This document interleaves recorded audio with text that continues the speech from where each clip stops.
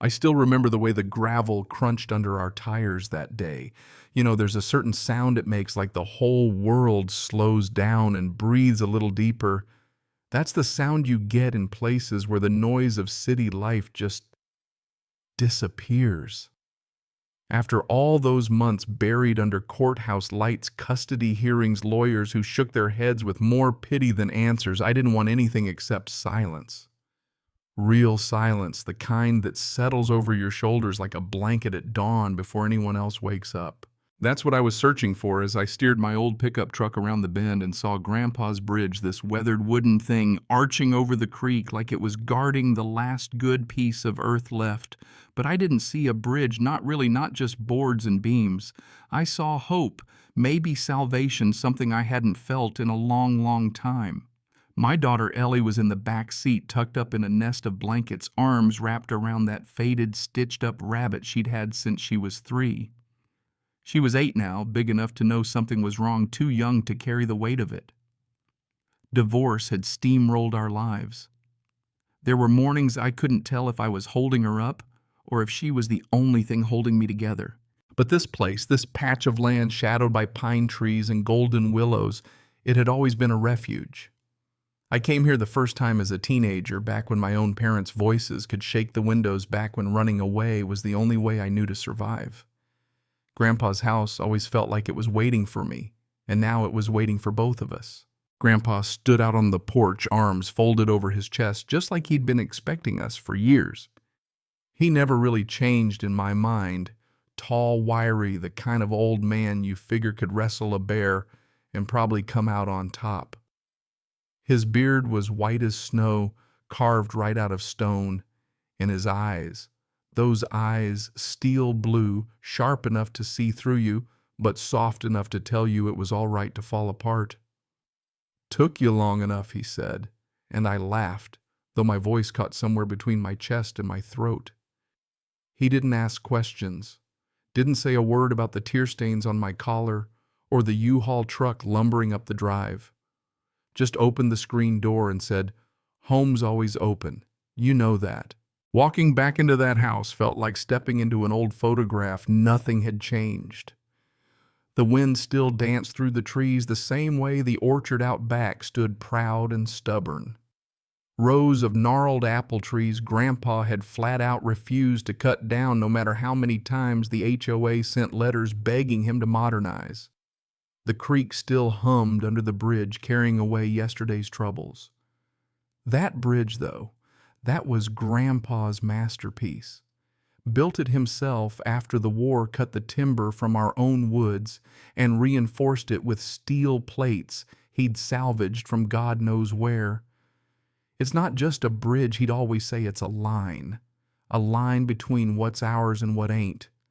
I didn't get it then, but I do now. Unpacking took forever. Ellie claimed the room with the skylight, and I took the one facing the creek. Evenings were for sitting on the porch, Grandpa and I side by side, watching sunlight pour orange over the treetops. He didn't ask much about the divorce. He was never one for words, but he listened like every syllable mattered. You could almost believe the world was safe again, sitting there with him. Almost. About a week in, the peace broke a white envelope nailed right to the front gate. No stamp, no return address. Just a letter from something called the Crescent Valley Estates HOA Compliance Committee. Apparently our mailbox violated the aesthetic uniformity of the neighborhood and needed to be swapped for a regulation model that cost nearly $400. I rolled my eyes, tossed the thing. Grandpa just chuckled. "They're testing the waters," he said. I turned. "What do you mean?" He sighed low and slow. "Been getting bolder. New leadership. Karen Whitaker, real estate shark. Thinks she owns the valley." I bristled. "She can't have jurisdiction here. This isn't even in the HOA. Grandpa nodded. "You'd think. But control's what they want, not boundaries. Control." A week later, Ellie came flying into the kitchen, red-faced and sobbing, clutching her rabbit so tight I thought the stuffing might burst out. "There's a man in the yard," she said. "He had a walkie-talkie and a shirt With letters, he was taking pictures. I ran out, heart pounding so hard it felt like it was trying to break through my ribs. By the time I got to the road, all I caught was the tail lights of a black SUV slithering down the hill.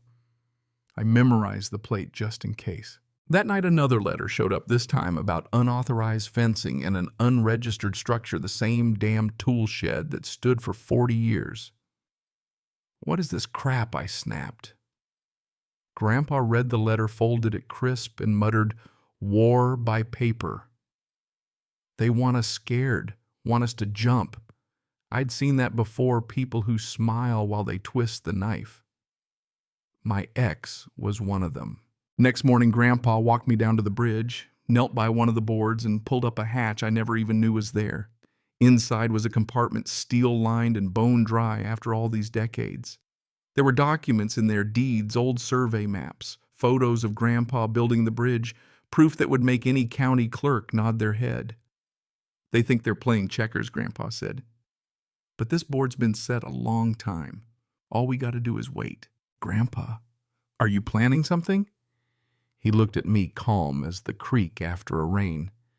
"No, kiddo. I'm just finishing what I started." That night I watched him by the fire, Ellie curled up next to him, hanging on every word about bridges and old army tricks and how you build something that lasts. I started to wonder if these HOA people knew what they were up against. If they thought we'd just roll over, maybe they picked the wrong bridge. The next morning, Grandpa was up before dawn, standing at the foot of the bridge, arms folded like a sentry. Fog curled around his boots. The boards groaned but held like always. "This bridge doesn't just stand," he said, eyes on the creek. "It remembers." I didn't get it then, not fully, but I stood next to him, the air sharp and cold. "It was 73 when I built this," he said. "City wanted a fire crew pass through. I told them I'd make a bridge that outlasted all of us." He looked down at his work, pride and pain both. "They gave me deed and easement. This bridge is ours. Their threats, their trespassing, it's all just noise." I asked if we should call the sheriff, report the trespassers. Grandpa shook his head. "That's what they want. They want you begging. Makes them feel big. We're not under them. Let them cross that line every time. It's just more evidence." We spent the day going through Grandpa's old files, drawers full of ledgers, maps, faded letters, photographs. Grandpa was more than a builder. He was an archivist of truth. He handed me a heavy folder, HOA Correspondence 2004. Inside were emails, letters, meeting notes, threats that sounded polite but hit hard. They'd tried this before, quietly, slower. Back when Karen was just a board member sniffing around for power. She wanted the land, Grandpa said, wanted the view. Even offered to buy the bridge as a community ornament. 12 grand. I told her to pound sand. I laughed. That's when she started. Petty tyrants hate the word no. Things escalated. Another compliance notice taped to the mailbox. Now it was the fence around the orchard. Ellie brought home a note from school bus. "Won't cross the bridge. HOA safety concerns." We had to walk a mile to the main road every morning just so Ellie could catch the bus. She looked up at me, eyes wide, and asked if we did something wrong. That question cracked something inside me. 2 days later, Karen and her security team came back. 3 of them, mirrored sunglasses, black polos, HOA crest on the chest like it meant something. One had a clipboard, the other a drone case, and before I knew it, I heard the whirring above us. They parked beyond the bridge, then crossed right over without even pausing, like they owned the ground. Grandpa came out of the garage, wrench in hand, sleeves rolled up. "You've got 10 seconds to get off this land," he said, voice calm but solid as concrete. Sunglasses smirked. "We're conducting an inspection for compliance violations." "There is no code on this land," Grandpa answered. Clipboard guy piped up about property values and harmony within Crescent Valley. Grandpa didn't flinch. "You don't have the right to send cameras over my house." I stepped up, phone recording. "Ma'am's sunglasses tried to get loud. You need to back away interference with an inspection." I smiled. Show me the statute. I'd love to see it. Silence. The drone hovered, hesitated. Grandpa turned, walked away, their laughter bouncing off the trees. Clipboard muttered, "Maybe you should sell this dump." Grandpa didn't answer, just knelt by the bridge fiddling with something beneath the planks. That night I called the sheriff. The deputy listened politely, promised to make a note, but said HOA disputes were tricky unless they broke something or threatened us. There was nothing to do. Technically, he said, and that word hung in the air like a bad smell. Ellie couldn't sleep that night. "What happens if the men in black come back?" she asked.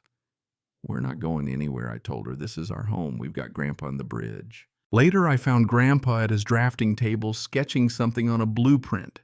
His hands moved slow, steady.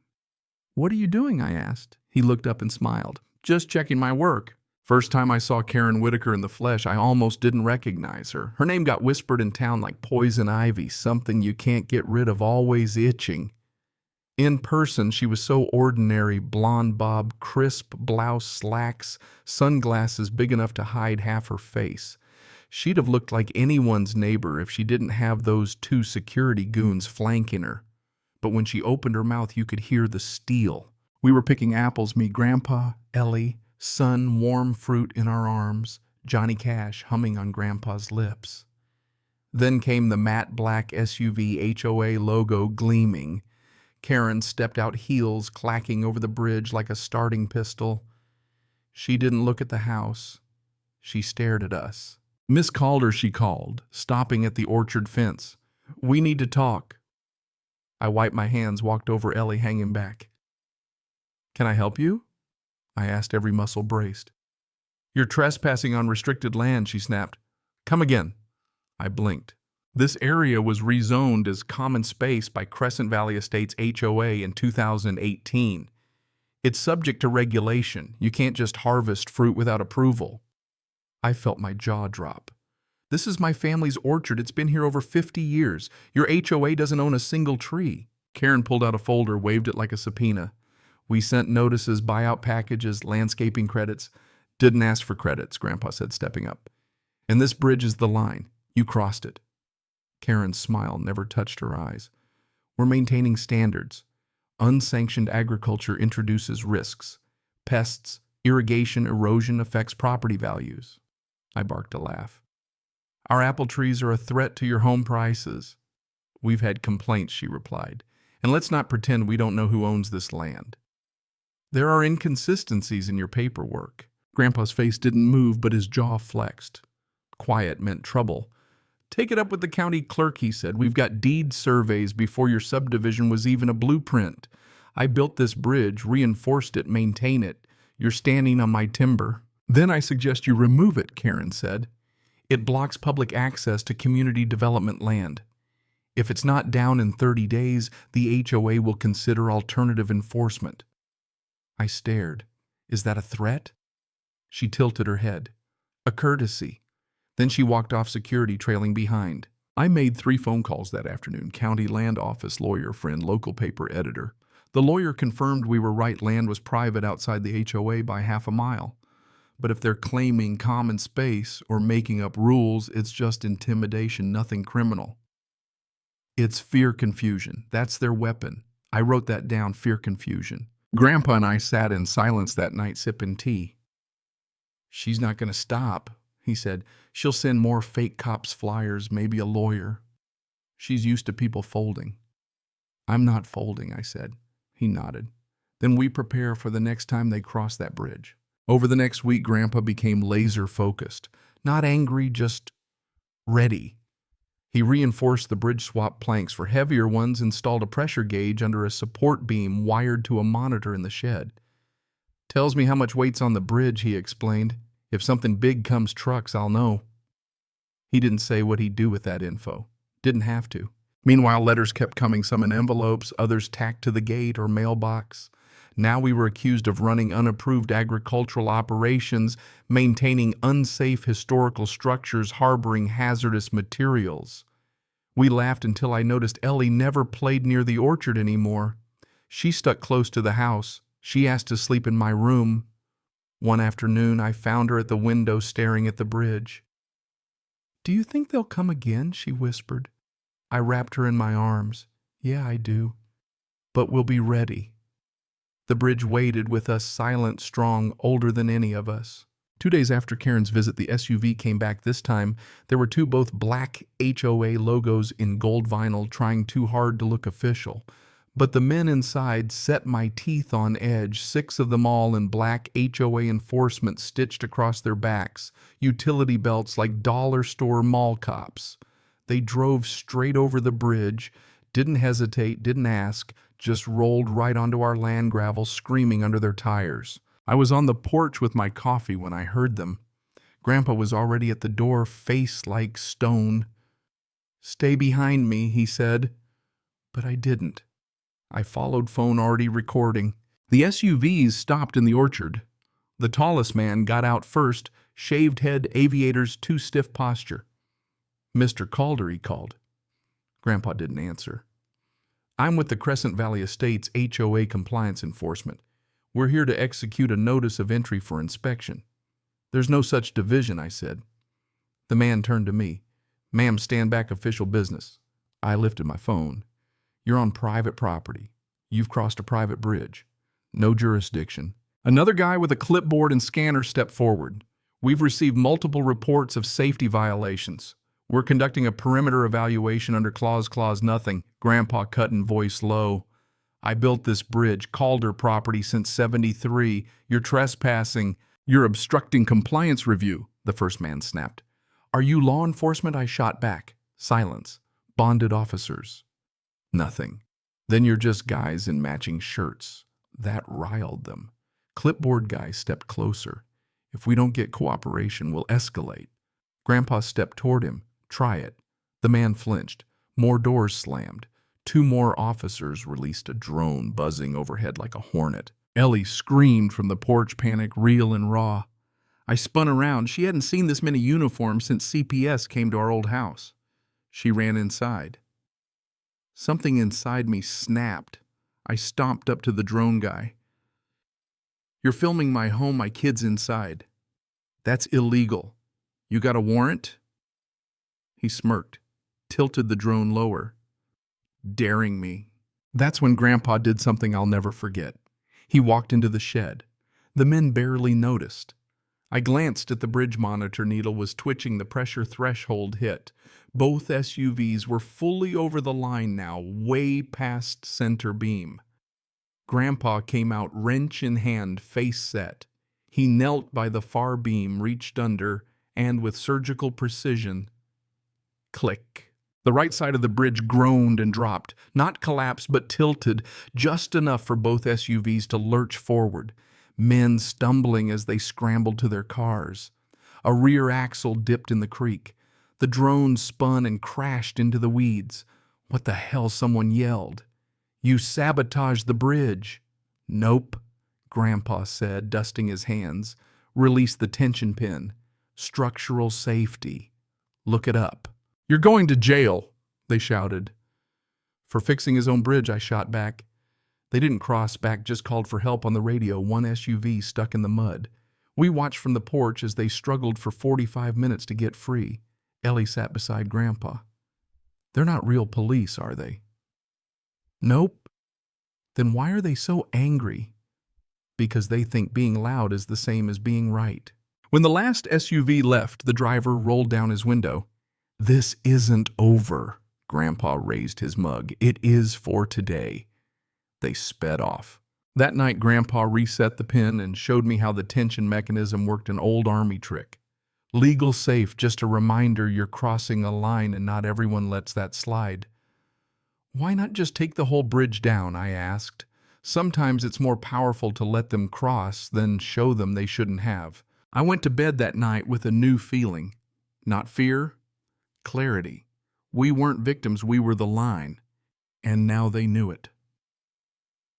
The sun was barely up when Grandpa poured his coffee, pulled on his old military jacket, and said 5 words that told me everything I needed to know about the day they're going to come back. I didn't even ask how he knew. That 6th sense only comes from living through real storms, wars, loss, Years of being underestimated. Grandpa could read trouble the way other people read the weather. Sure enough, by mid-morning they were back.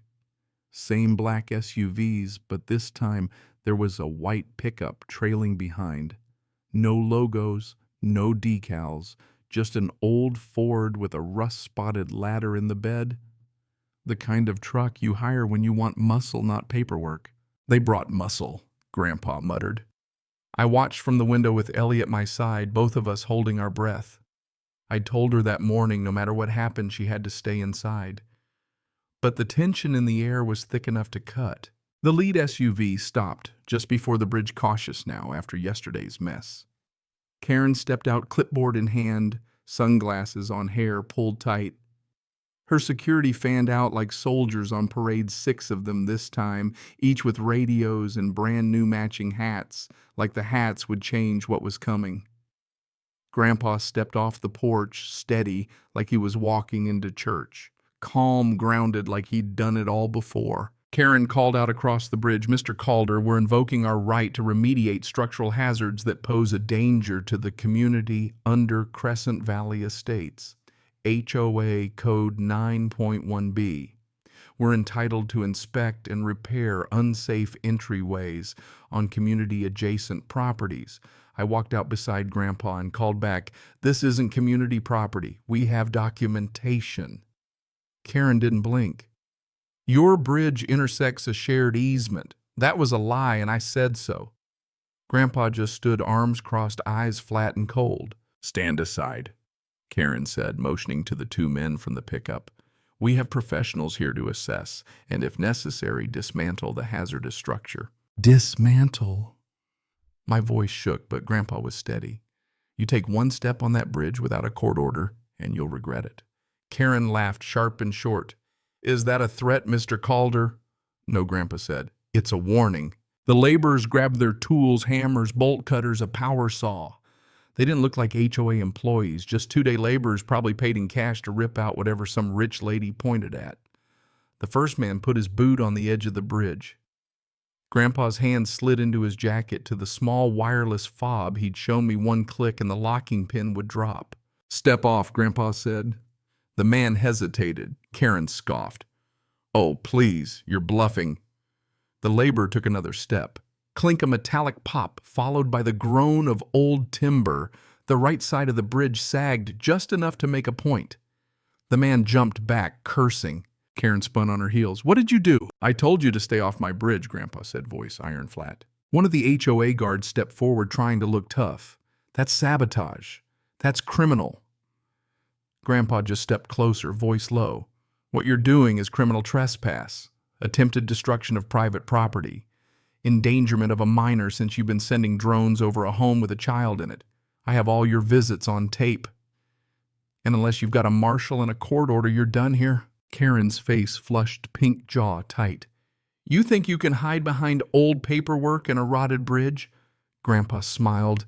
Not kind, but the kind that makes a threat sound like bedtime. "This bridge was built by hand, reinforced with steel from decommissioned tanks. It survived a flood in '85, a fire in '99. The only thing rotted around here is your sense of power." Karen bristled, stepped forward, reckless. "You're a bitter old man on a pile of wood and memories. This neighborhood is moving forward. People like you are a liability." Grandpa didn't flinch.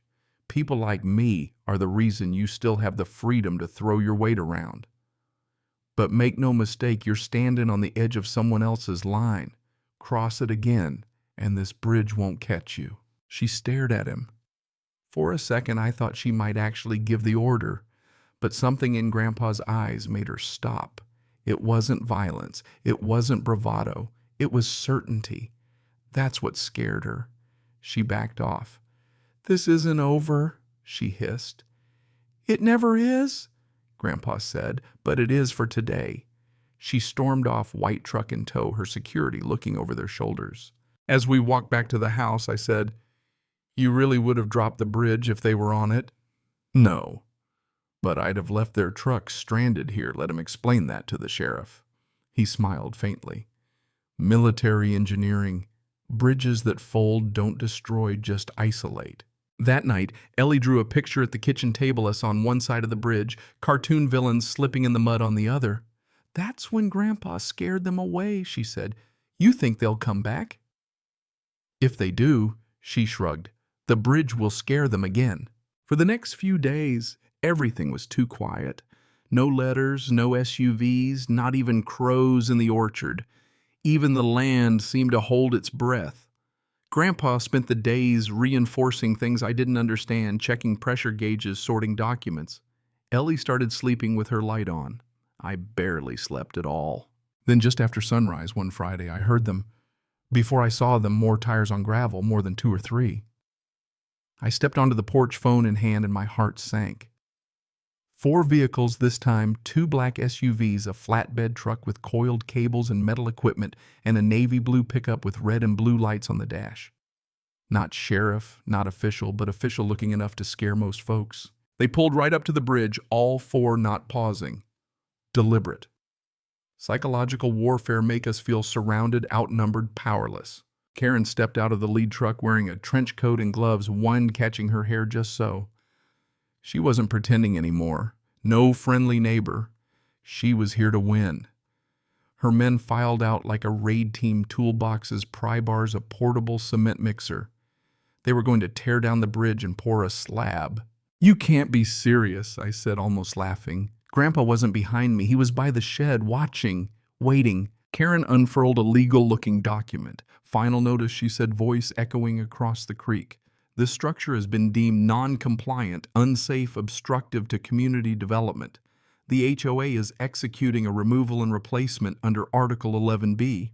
"There is no Article 11B, I shot back. "You made that up." "It's been voted in by the board," she said. "You have no jurisdiction here," I told her. "We're outside HOA lines. County clerk, surveyor, zoning office, all say so. I've got emails, maps, sworn letters." She stared at me like I was a child with a stick and she had a tank. "Then sue us," she said, and nodded to her crew.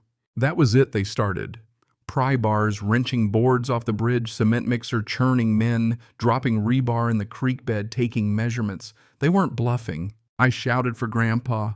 He stepped out, slow army jacket zipped, that little remote in his hand. "Grandpa, they're actually doing it." I called, panic bubbling up. He nodded once. "Then it's time." He walked to the porch's edge, looked across the clearing, all 4 vehicles, all 8 people. Every last one was on our side of the creek, fully on our property. Grandpa lifted the fob, pressed the button. Clink beneath the bridge pins released. Not one, but several. The center span sagged, then crack a support beam gave way. The right half of the bridge dropped into the creek mud and splinters everywhere. The cement mixer tilted and spilled its load, gray mud washing into the water. The men scrambled, shouting, slipping, running for their trucks. Karen screamed, really screamed, not anger, but panic. One SUV's rear wheels lost traction, stuck in the mud. Another's tires spun helplessly. The bridge was gone, not destroyed, disabled, just enough to trap them. 20 minutes later, 3 sheriff's cars arrived. Karen tried to spin the story sabotage, entrapment, even domestic terrorism. Grandpa handed over the binder, evidence, maps, video, drone footage, everything. The deputies took one look at the bridge, the stuck vehicles, and Karen's fake Article 11B. You could see the moment they stopped pretending to believe her. By the time it was over, 3 board members had been called. Karen's own vice president started distancing himself, swearing he never approved any of this.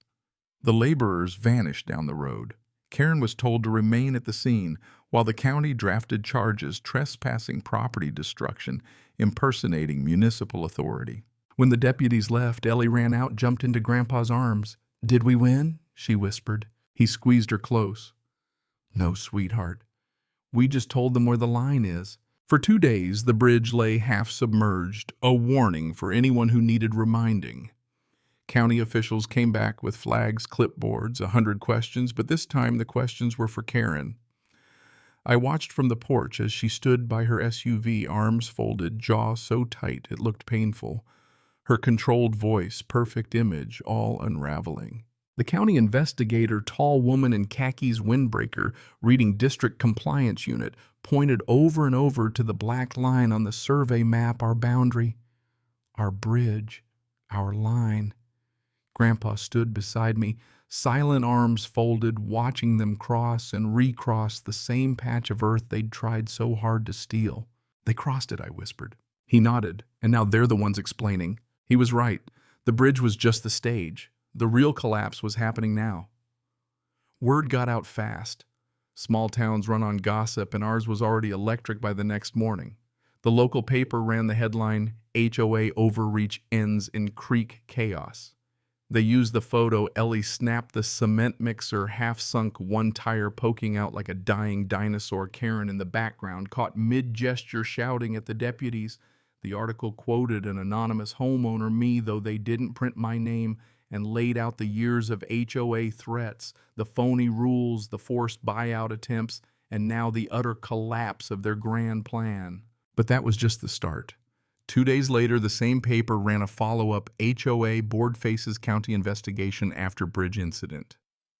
Turns out the county had launched a formal probe. Karen's Article 11B was a fabrication. Her so-called security team wasn't licensed or bonded. A couple of them had actual records, and the drone flights were a violation of FAA rules. The guys hired to demo the bridge weren't even permitted or trained for structural work. The county labor board was already looking into it. But here's the kicker. The biggest blow came when the county confirmed in writing for all to see that Grandpa's bridge and the land around it were never in the HOA's boundaries. They had zero authority. Worse, Karen and her board knew it and tried to bulldoze their way through anyway. That's trespassing, that's civil harassment, that's actionable. Grandpa spent the next week on the phone not for revenge, but to get everything right. He wasn't interested in payback. He wanted accountability. Meanwhile, the HOA tried to play it cool. They posted a public apology on their website, blaming a misinterpretation of jurisdictional maps and communication breakdowns. Karen's photo disappeared from the board. She was on administrative leave. The neighborhood wasn't buying it. People started gathering at the library, sharing their own stories, fines for mailbox colors, threats for flying the American flag letters, about unauthorized vegetable gardens. One night, a woman named Melissa knocked on our door. She lived 3 blocks into HOA territory and had been fined $200 for building a small wheelchair ramp for her son. The HOA said it interfered with architectural harmony. She stood on our porch, trembling. When I saw what you did, she said, I realized I didn't have to be scared of them anymore. We invited her in, poured coffee, listened. That was the first bridge night. More followed. Neighbors came with casseroles, pies, folders full of fines and threats. We set up a table under the willows, spread out legal pads and evidence, shared stories. Grandpa explained what he knew about deeds, boundaries, the power of documentation. I helped copy records, draft statements, organize files. Folks came not for advice, but for solidarity to learn how to fight back. That's when Tom Lafferty appeared. Mid-60s, soft-spoken, former city planner turned real estate consultant. He'd crossed swords with Karen years back then, left the HOA's orbit when she tried to expand jurisdiction. She tried to take my road in 2019, Tom told us, setting down a stack of minutes from old board meetings he'd gotten by legal request. I shut it down with a boundary challenge, thought it was done. Now I see she just waited for softer targets. The minutes were damning. Karen had pitched multiple expansions of HOA power, specifically citing Grandpa's bridge as an opportunity for community-facing improvement. Grandpa read that line 3 times each, slower than the last. She wanted to turn it into a damn photo op, he muttered. We compiled everything: illegal enforcement actions, false documents, minutes, and witness accounts. We built a file so airtight it could have passed for a prosecutor's case. Then we sent it off to the county commission, the state HOA oversight board, local news. And that was it. The dominoes started to fall. Within a week, Karen was formally removed from the board. HOA operations were put under interim management. A special audit was ordered for every dollar spent in the last 3 years. The fake security team was let go. And most poetic of all, the county ruled the bridge could not be touched by anyone, not even the government, without Grandpa's written permission. Suddenly, Grandpa's handiwork was a landmark, a living reminder crossed with respect. We didn't rebuild the bridge right away. Grandpa wanted it left half sunk, half standing, a warning and a memory both. People came from all over neighboring counties, other towns, even a few strangers from online who'd seen the story and wanted to see the trap bridge in person. Someone left a sign painted on a split plank and nailed to the post cross with respect. No one ever claimed credit, but it stayed. It just belonged. And power, when it starts to slip, doesn't go quietly. It thrashes, it claws, it tries to drag someone with it. Karen, stripped of her title, her security, her made-up authority, still fought, but now she was on defense. The HOA wasn't just facing a family with a stubborn old man and a legal file. They were facing a community that had found its voice. That's when we realized we hadn't just beat a mean HOA president. We'd cracked the whole system. We turned Grandpa's bridge into a message, and people everywhere started hearing it. We started filing one complaint at a time. Grandpa and I turned the dining room into a war room. Ellie helped color code files, label folders, type up notes. After dinner, we'd turn on the lantern and work Melissa's fines. Jorge's complaint about his truck camper. Linda's battle over rose bushes.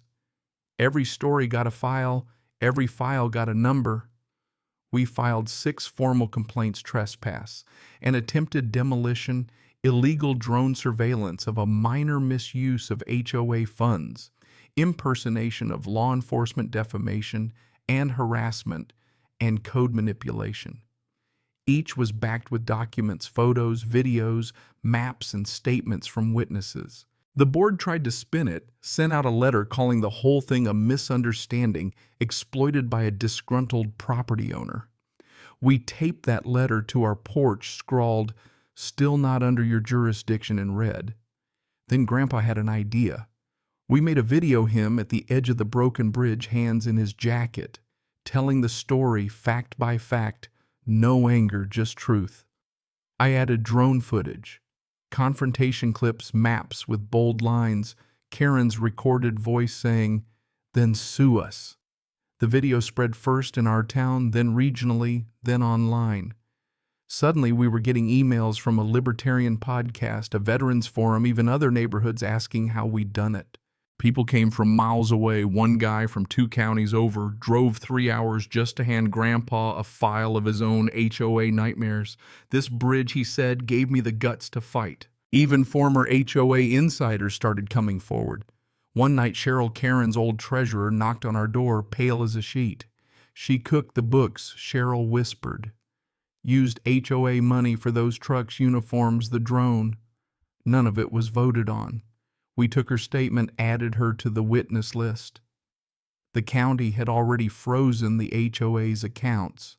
They couldn't issue fines, collect dues, or do much of anything. Then, as sudden as a summer storm, Karen's house went up for sale. Plain white sign, "For sale by owner." No slogans, no open house balloons, just surrender. She moved out one early morning, not even looking at the neighbors. When she crossed the bridge on foot, careful not to touch the broken planks, she never looked back. Ellie was watching from the swing. "She looks smaller now," she said. I nodded. That's what happens when people lose borrowed power. We didn't cheer. Grandpa wouldn't let us. Justice, he'd say, isn't loud. It's steady. It's earned. That night we went down to the creek, just the 3 of us, the moon and the frogs, the sound of water slipping past the old beams. "Are we going to fix it?" Ellie asked. Grandpa crouched, touched the wood eventually. "For now, it tells a better story." We sat there and just listened to the silence, to the peace we'd won back for ourselves, and maybe, just maybe, for everyone else too. The HOA didn't just lose a fight, they lost the power to make people afraid because a family stood their ground and turned a bridge into a legend. It all built up to a single night that changed everything for our little patch of the world. The county called a formal hearing at the Civic Center, a squat beige brick box with flickering lights and plastic chairs that always seemed to squeak at the worst moments.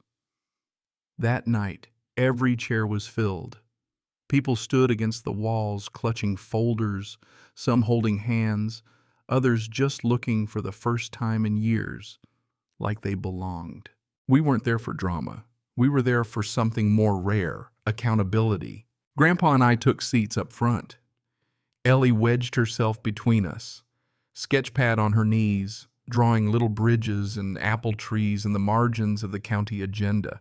I looked at her and realized she wasn't scared anymore. She was curious, maybe even proud. The county commissioner, Harold Beeman, a thin man who looked like he'd aged 10 years since spring, called the hearing to order. He looked around, cleared his throat, and began, "We are here to address multiple complaints against the Crescent Valley Estates Homeowners Association and its governing board." The silence after that man, it weighed more than the bridge ever did. One by one, complaints were read aloud. Not just ours, dozens. Grass too long. Mailboxes the wrong color. Chalk art scrubbed from driveways. Threats, fines, letters, stories so petty in isolation, they'd almost be funny if you hadn't lived through them. But together they painted a picture of bullying, manipulation, and a system built on the idea that most folks would rather pay up than stand up. Karen wasn't there, but 3 board members sat pale and sweating at the front. Cheryl, the former treasurer, spoke first, voice trembling but sure. She read every unauthorized expense into the record uniforms, drones, catered lunches, SUV down payments. No votes, no receipts, no oversight, just forged initials and silence. Tom Lafferty followed, dropping old transcripts onto the table. "This isn't just about one person," he said, calm and clear. "It's a pattern, a culture that grew because people gave up questioning." Melissa, Jorge, Linda. They all spoke. Some stammered, some cried, none backed down. And then finally the county investigator stood, Miranda Stokes, sharp-eyed, salt-streaked ponytail, voice steady as a gavel. "We found discrepancies in budget reports," she began. "Fraudulent votes. HOA authority exercised far beyond recorded jurisdiction. Most concerning, repeated intimidation of homeowners by unlicensed personnel posing as enforcement agents." She let the word fraud hang there, heavy. The remaining board members tried to dodge. Lack of oversight, miscommunication, no intent to harm. Miranda shut it down. "You signed the papers. You can't hide behind ignorance." The ruling didn't take long. The entire board was dissolved pending a full audit.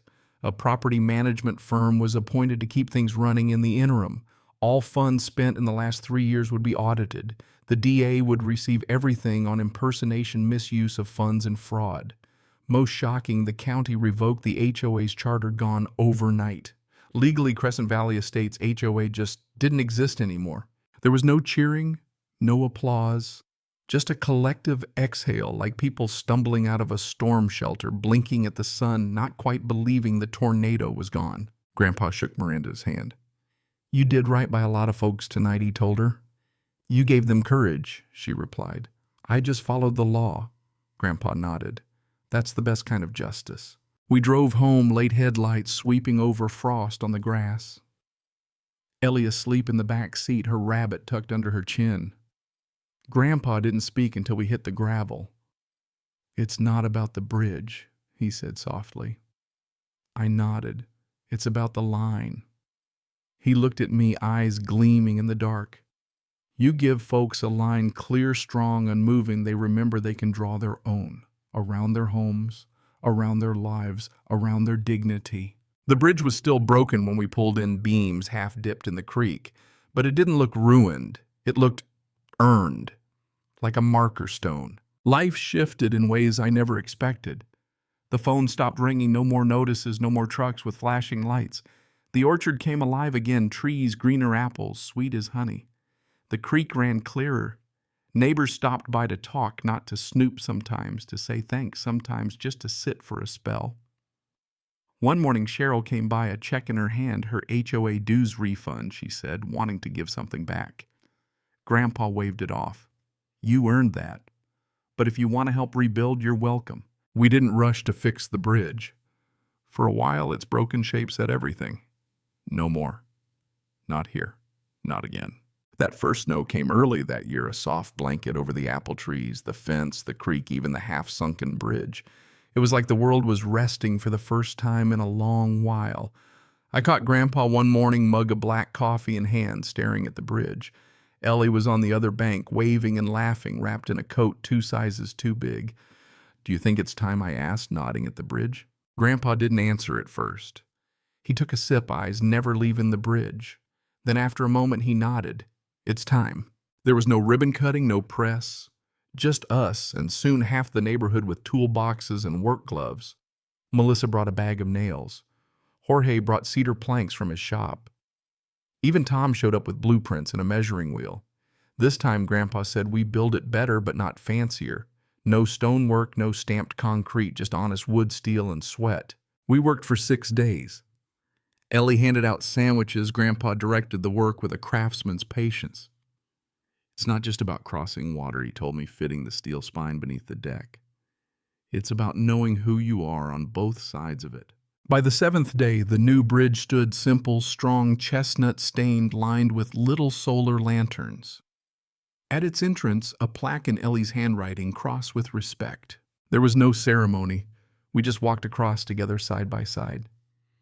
That night, under the full moon, neighbors gathered by the creek, hot cider, old guitar stories, and laughter. Ellie ran from group to group telling her version, then Grandpa pushed a button, and boom, the bridge dropped. The adults laughed, not just because it was funny, but because it was healing. And when the night wound down, I found Grandpa at the water's edge, legs swinging above the current. I sat down beside him. He didn't talk for a while, just watched the moon ripple. "I never wanted to be a symbol," he said finally. "You're not?" I told him. "You're a reminder." He raised an eyebrow. "That we don't have to stay quiet. That old things are worth protecting. That standing your ground doesn't make you angry, it makes you free." He nodded slowly. "She'll try again somewhere else. Different name, different face." I smiled, but not here. He smiled too. "Not ever again." Winter settled in slow and soft days, shortened, the air turned sharp. The orchard huddled under its blanket of snow, waiting for spring. The bridge held each morning. Ellie would march across it to meet her bus at the main road, Boots squeaking, her rabbit tucked under one arm. Sometimes the neighbors would stop by on their way to work just to test the new boards underfoot, maybe drop off a pie, maybe just stand and breathe for a minute, like they were still getting used to living without someone watching their mailbox color or measuring the height of their grass. Inside the house, Grandpa started packing away his files. One by one, every folder, every map, every letter sealed up in boxes marked "Resolved." He left just one out on the table, a manila folder with blocky, faded handwriting, "The Line." Inside, on top of all the legal filings and old Polaroids, was a photo Ellie had taken the week the new bridge was finished. Grandpa standing tall, Ellie perched on his shoulders, both of them grinning at the camera, the creek and the house shining in the background. I put it in a frame and hung it above the mantel, not as a trophy, but as a reminder. In a world full of lines meant to divide, we built one to protect and to connect. Spring crept in by degrees. The apple trees woke up blossoms covering the branches like hope made real. The creek ran full and cold. One afternoon, Ellie brought home a school friend, and the two of them stood at the bridge arguing over who got to press the little solar lanterns first. I watched them from the porch, coffee in hand, the sun warming my face, and realized that for the first time in years, my heart didn't feel clenched up all the time. There was laughter again, real laughter, not just the nervous kind that covers up fear. We never saw Karen again. Her house sold quietly.